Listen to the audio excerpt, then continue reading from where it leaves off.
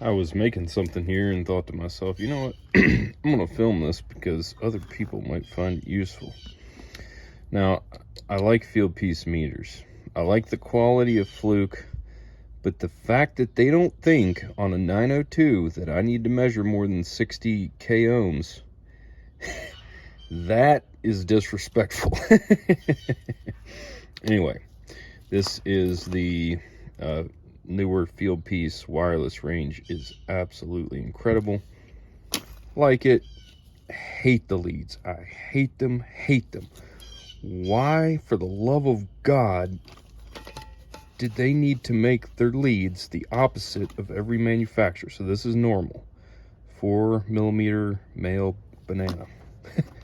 That sounds weird when you say it out loud. This is not normal. Every other manufacturer, this is the same. It's not a female, it's a male. So all of your attachments are ass backwards. All right. So what we need is a female to female adapter. I've soldered up 3 of these already, and I'm gonna do this one.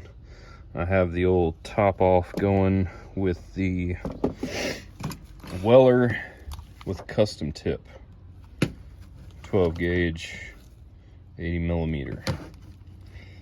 This is where it's at. The factory tips, I hate them. They take like 10 to 20 times as long to heat up. This is instant. And I've been using these guns with this tip for years. I use 10 gauge on my big one. Yeah, no problems whatsoever. Okay, so we are going to grab our solder. Over here, dip.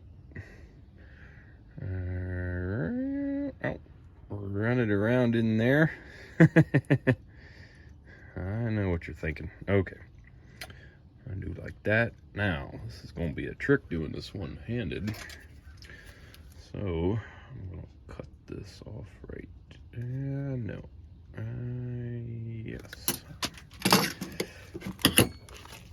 Here we go. Instant heat. Okay. Got my fan off so you all can hear, breathing in all these fumes. That's how much I love you, to breathe in these toxic fumes just to film a video. Now, normally, obviously, I'd be doing this with 2 hands, and it's much easier and faster. Just want that full of solder. Just like that right there. All right, let me get set up for the next step. All right, now, by the way, these are easy to come by, eBay. And the females, I mean, they're all pretty much the same. But if you want the absolute highest quality males, I think it's Hobby King, and they're called Polymax. They are 1,000 times better than this stuff in here that's got kind of like, see those little flanges, for lack of a better word, the barrel style? Yeah. These, well, from a quality manufacturer, they're sufficient, but when you see those Polymax, you will understand exactly what I mean by how good they are. Anyways, beside the point, we have them in some aluminum angle. I've got the map gas, which is way overkill. By the way, if you don't have a hose, get yourself a hose. This is phenomenal. I think Home Depot actually stocks these. All right. We don't need a ton of heat, but we'll just go easy on it.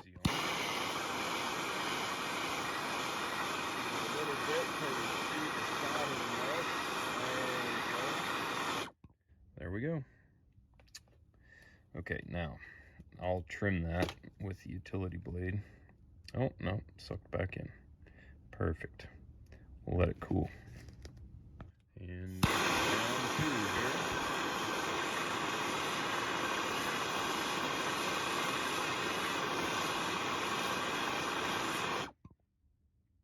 That's all it takes. Okay, now we want really high quality heat shrink, which is marine heat shrink. You can see the adhesive right there. It also feels thicker, even despite the fact that it has an adhesive. The rubber itself feels thicker. So, I want to talk about overkill. This is even more overkill.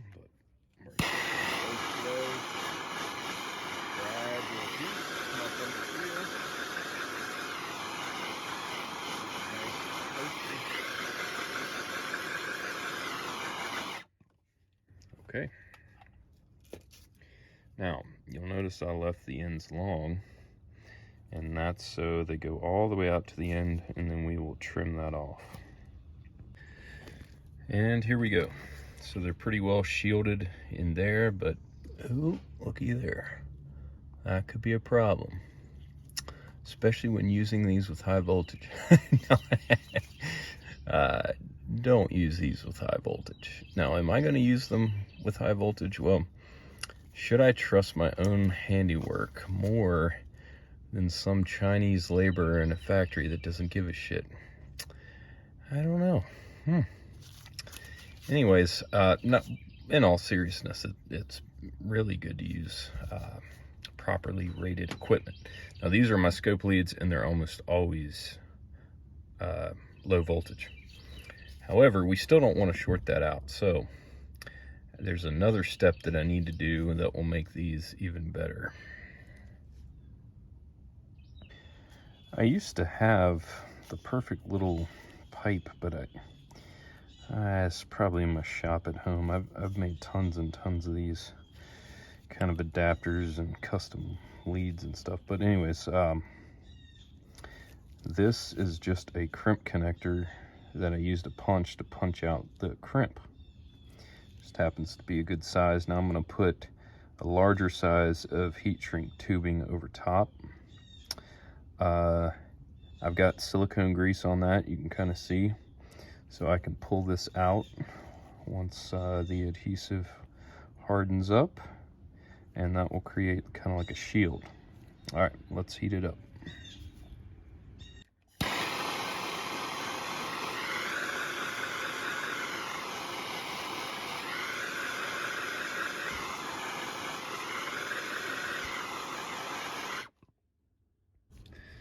This is what it looks like. I'm not going to put one on this side because don't have much clearance in there. But as you can see, I've got no exposed metal now.